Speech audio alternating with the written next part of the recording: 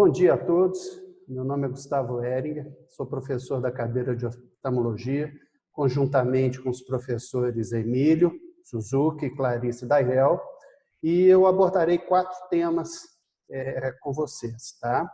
Nós vamos abordar a retinopatia diabética, que é um assunto de suma importância, que dispensa apresentações, e as 3 principais causas de olho vermelho com as quais vocês encontrarão nos prontos-socorros, tá? As conjuntivites, o trauma ocular e as uveites. Então, vamos dar início à nossa apresentação de retinopatia diabética, tá? O que é a retinopatia diabética? Retino vem de retina, patia, doença, diabética referente ao diabetes mellitus. Trata-se de uma doença retiniana vascular, caracterizada principalmente pela isquemia e pelas hemorragias. Ela está presente nos 2 tipos do diabetes, tanto no tipo 1 quanto no tipo 2, mas devido ao tempo do diabetes, a duração do diabetes é maior no tipo 1, é mais encontrado no tipo 1. É muito importante porque trata-se de uma causa prevalente de cegueira entre pacientes com 20 a 65 anos de idade, uma idade altamente produtiva. Daí a importância de abordarmos esse assunto. Então, como dito, trata-se de uma doença que acomete uma idade produtiva, está relacionada à duração do diabetes.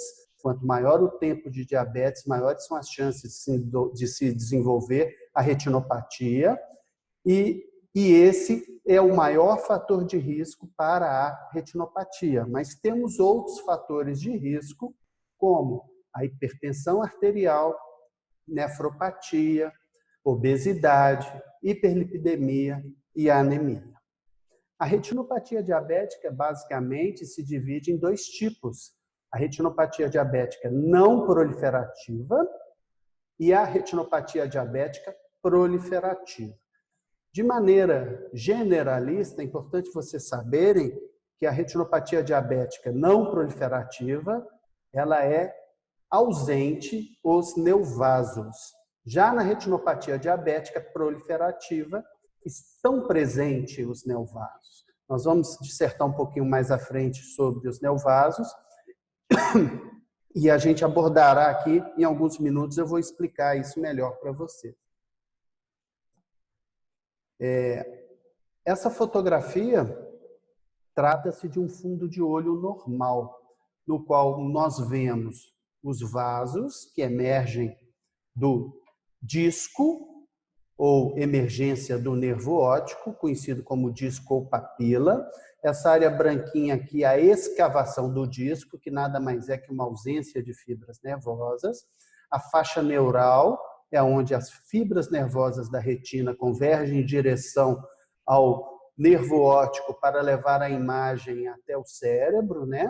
Do disco óptico emergem os ramos arteriais e venosos, sendo os arteriais mais claros, os venosos mais calibrosos e mais escuros, relação direta com artérias rico em oxigênio, veias rico em CO2, e aqui a gente observa a mácula, que é o ponto de maior visão do fundo de olho.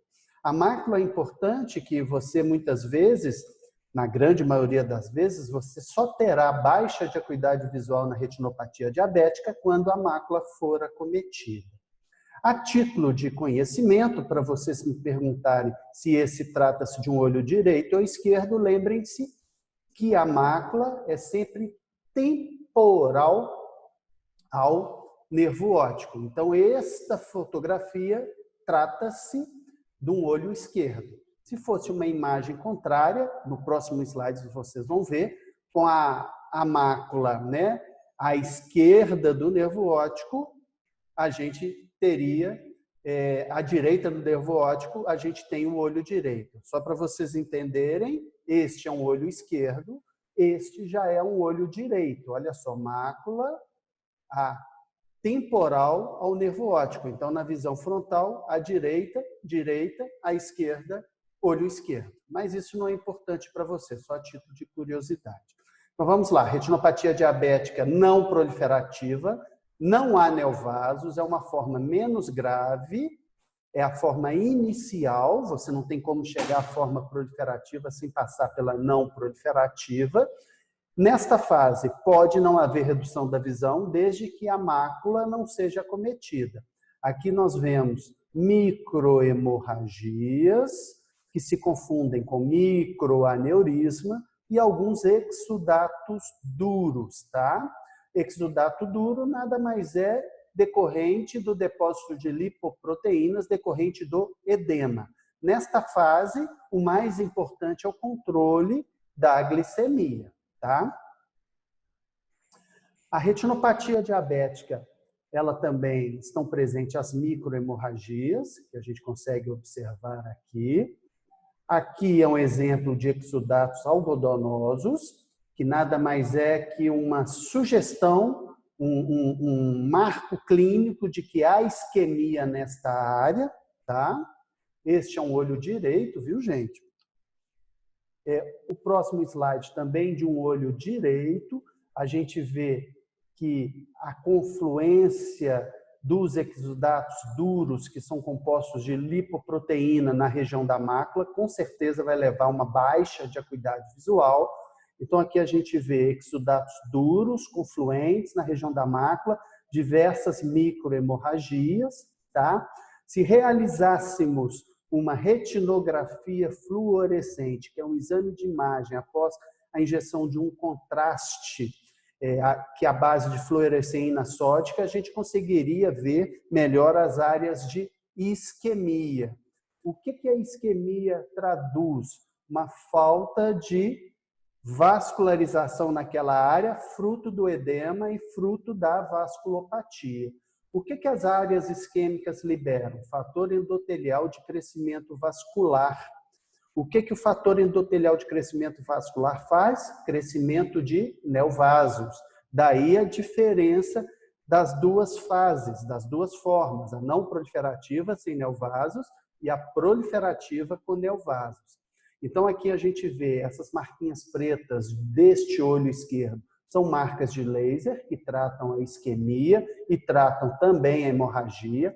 Como aqui nós temos hemorragias e exudatos na região da mácula, com certeza há uma baixa acuidade visual e nesta fase, além do tratamento a laser, podem ser necessários injeções de alguns medicamentos que nós vamos mostrar a seguir para vocês.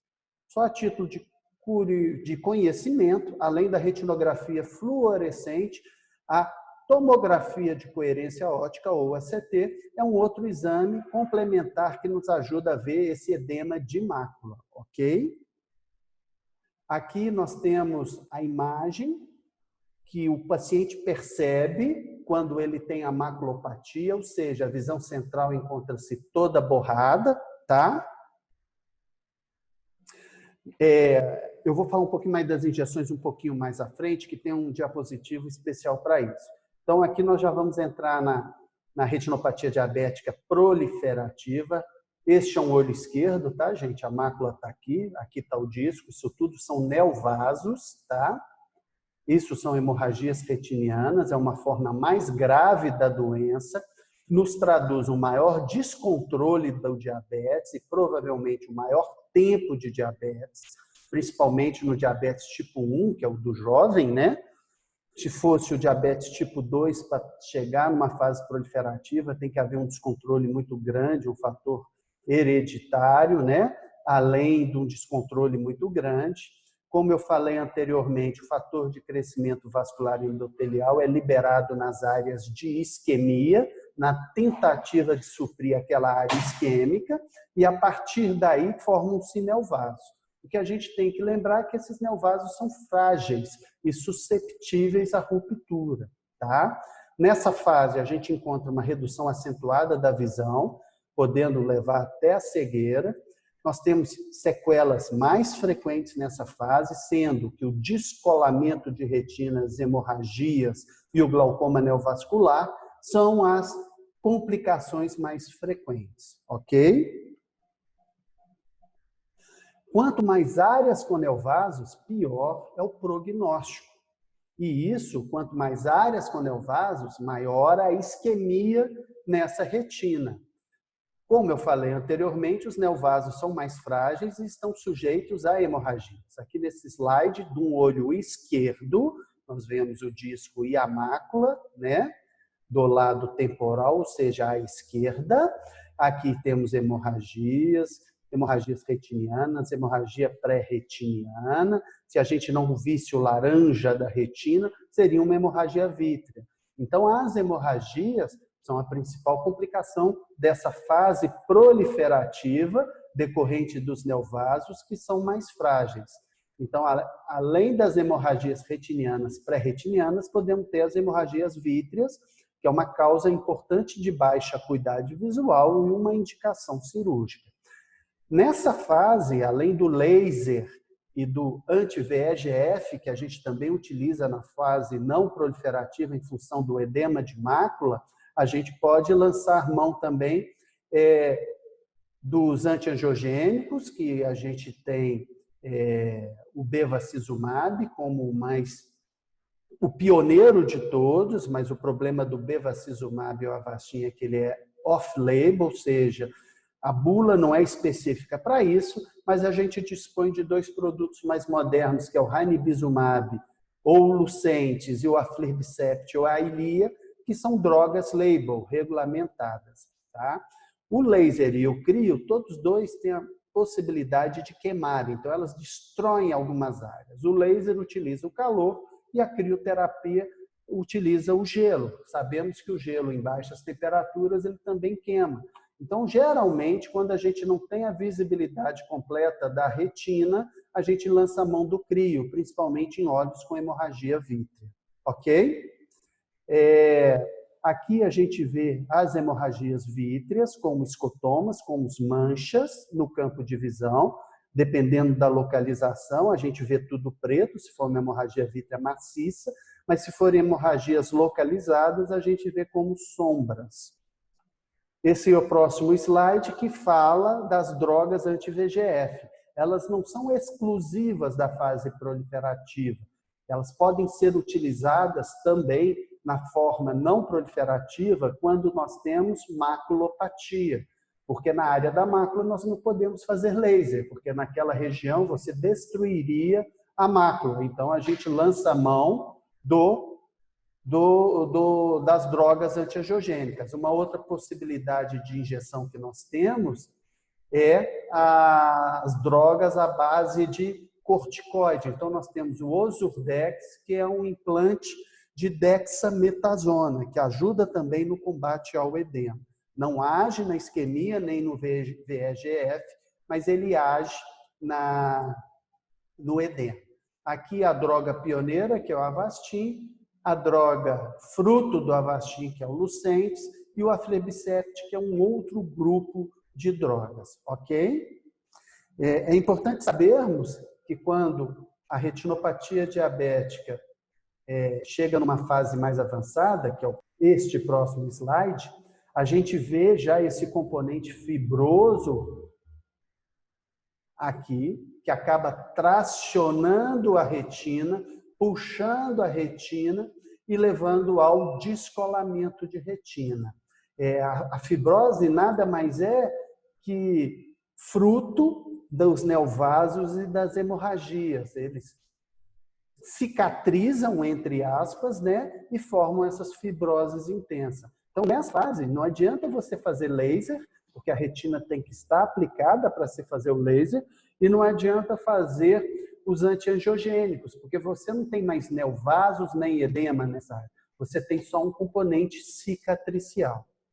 Ok? Eu espero que a fase de retinopatia diabética, a aula de retinopatia diabética, tenha sido claro para vocês. Vocês poderão fazer perguntas, depois talvez que vocês assistirem essa aula editada para o meu Zap, não tem problema. Ou pessoalmente depois a gente tira. A gente pode fazer uma live depois e ver como é que a gente faz isso. Então, o que vocês têm que guardar da retinopatia diabética é que isso é uma complicação esperada de todo paciente diabético. Então, sempre que vocês incluírem, independente da especialidade de vocês, na anamnese e o paciente for portador de diabetes, não se esquecer dos olhos, ok? Nós vamos encerrar este tema e o próximo tema que nós vamos falar serão as uveites, ok?